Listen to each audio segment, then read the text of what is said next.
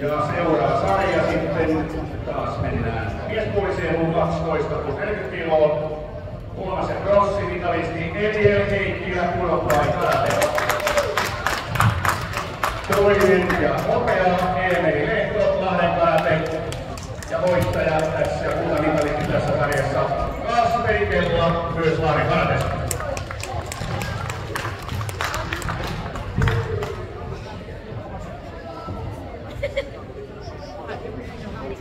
Kuuliko Harri Uotila? Mä kylläsin vielä saapuu tänne alas. Jos Harri Uotila kuulee, niin tuu tänne palkintoon jakoon pöydän luo.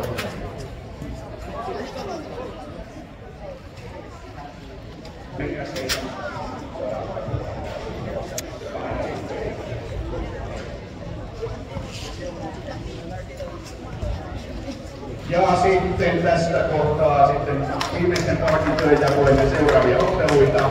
U12 miesten kumite, alle 40 kiloa, bronssimitalisti, Turko Kivistö Hämeen.